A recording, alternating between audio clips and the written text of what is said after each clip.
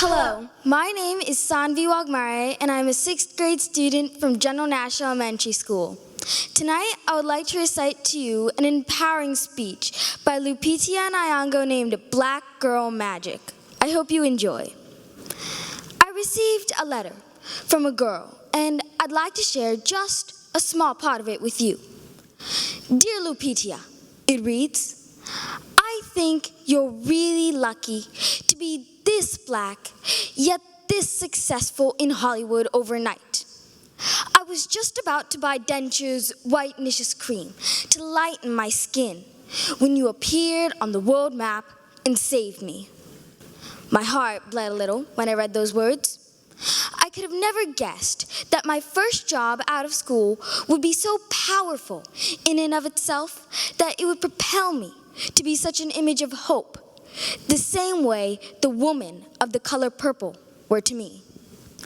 I remember a time when I too felt unbeautiful. I turned on the TV and I only saw pale skin.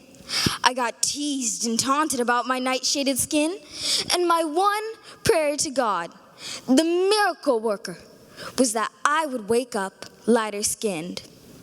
The morning would come, and I'd feel so excited about seeing my new skin that I'd refuse to look down at myself because I wanted to see my fair face first. And every day, I experienced the same disappointment of being just as dark as I had been the day before. I tried negotiating with God. I told him that I'd stop stealing sugar cubes at night if he gave me what I wanted, that I'd listen to my mother's every word sitting right there, and I'd never lose my school sweater again if he just made me a little lighter. But I guess God was unimpressed with my bargaining chips because he never listened. And as I became a teenager, my self-hate grew worse, as you can imagine. Happens with adolescence. My mother reminded me often that she thought I was beautiful, but that was no consolation. She's my mother. Of course she's supposed to think I'm beautiful. And then Alec Reck came on the international scene, a celebrated model, and she was as dark as night. She was on all the runways and in every magazine, and everyone was talking about how beautiful she looked. Even Oprah called her beautiful, and that made it a fact.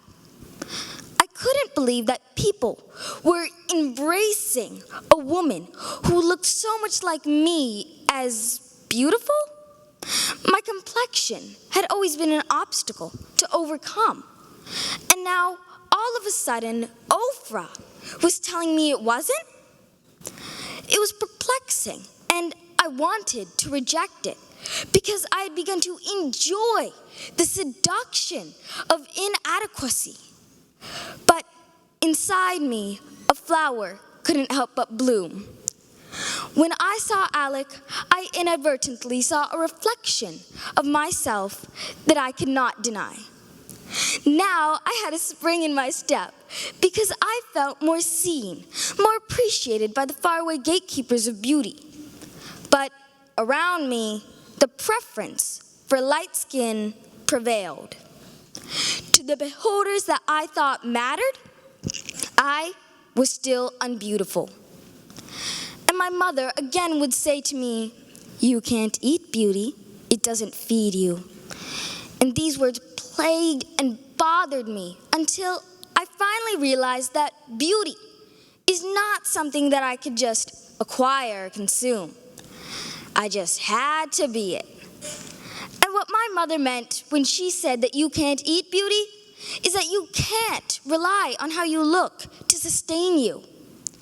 What actually sustains us, what is fundamentally beautiful, is compassion for yourself and those around you. That kind of beauty inflames the heart and enchants the soul. It is what got Pasty in so much trouble with her master. But it is also what has kept her story alive to this day. We remember the beauty of her spirit long after the beauty of her body has has faded away. And so I hope that my presence on your screens and on your magazines may lead you, young girl, on a similar journey where you will find the validation of your external beauty while also getting to the deeper business of being beautiful inside. That there is no shade in that beauty. Thank you.